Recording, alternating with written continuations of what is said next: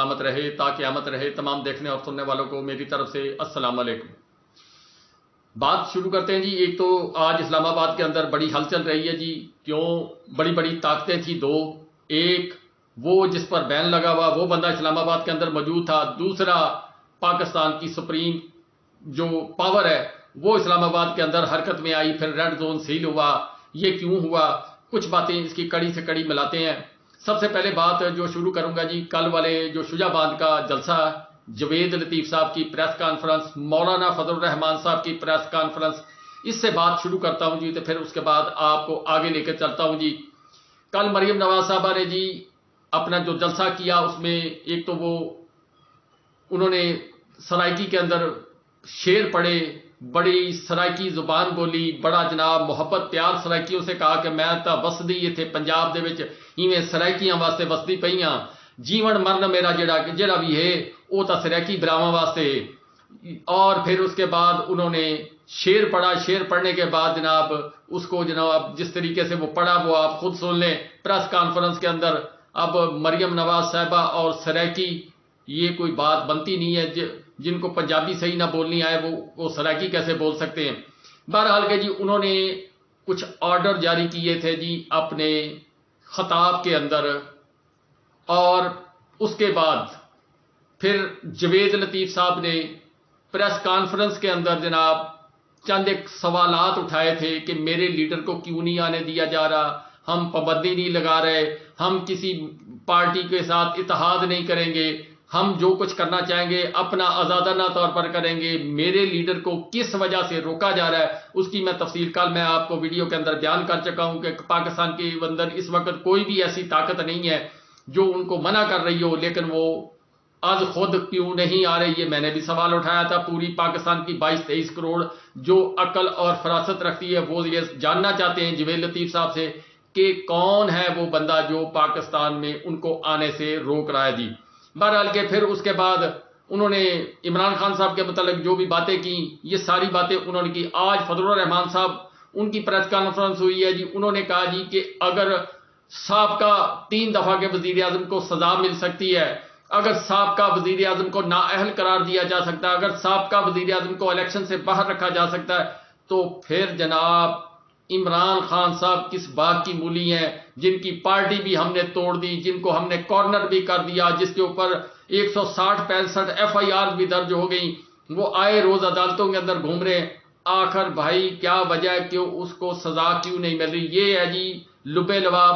پھر جناب جو ریڈ زون تھا وہ سیل کر دیا گیا، ریڈ زون سیل کرنے کے بعد اچانک وہاں پر جناب ہلچل شروع ہو گئی۔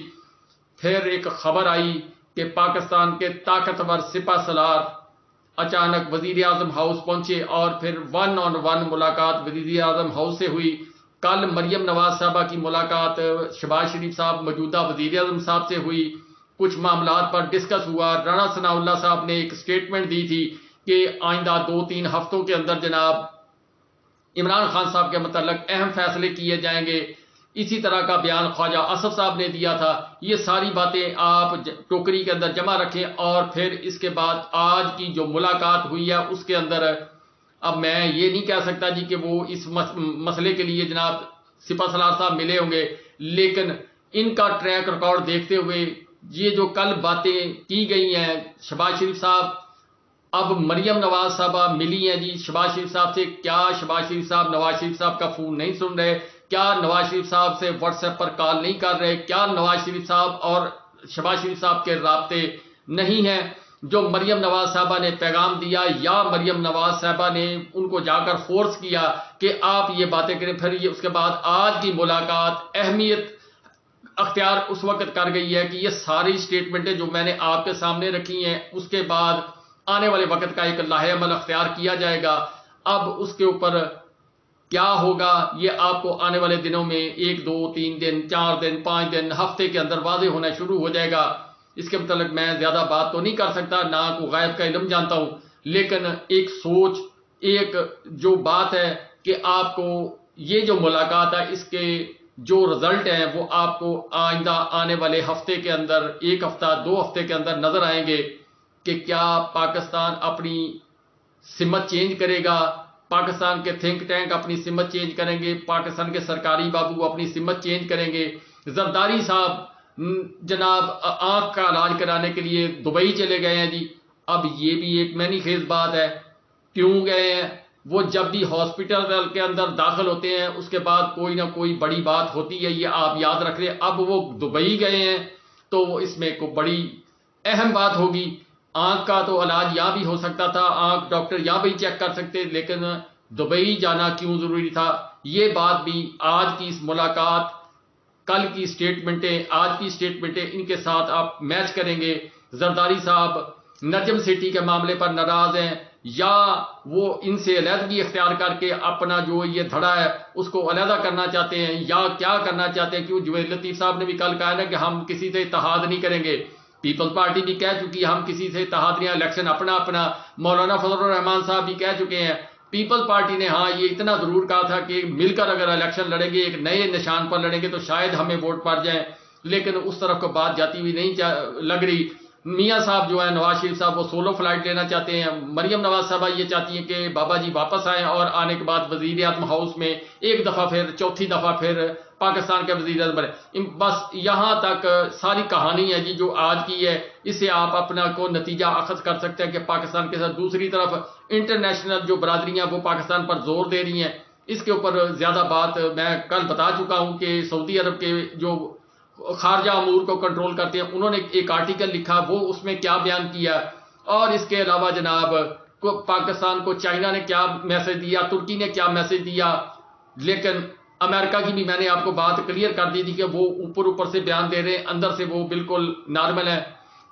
آج میں اپنا جنرل حمید گل صاحب کا ایک انٹرویو سن رہا تھا.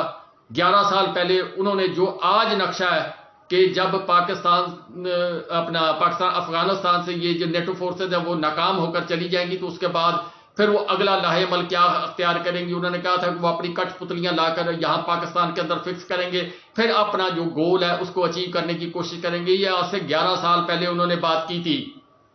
اور آج جب وہ شکست کھا کے گئے پھر انہوں نے اپنے فیصلے کو ریویو کیا. ریویو کرنے کے بعد پھر انہوں نے جناب ایکٹیو ہوئے. ایکٹیو ہونے کے بعد پھر انہوں نے یہاں کے جو مورے تھے ان سے رابطہ کیا. پھر اس کے بعد اپنے معاملات، سی پیک کو رول کرنا، پاکستان کو کہاں رکھنا، پاکستان کی معیشت کو کتنا ڈاؤن کریں، یہ سارے معاملات انہوں نے فائنل کرنے کے بعد پھر یہ اپنا ڈونلڈ لو صاحب کا سائفر تھا وہ ایکٹیو ہوا. اس کے بعد یہ لوگ ایکٹیو ہوئے، کچھ اور لوگ ایکٹیو ہوئے. اس کے بعد پاکستان کے اندر رجیم چینج ہوا. جو چلتا پھرتا پاکستان، ہرا بھرا پاکستان، ترقی کرتا 17 سال کے بعد پاکستان، اس کو ایسے کر کے گرا دیا گیا.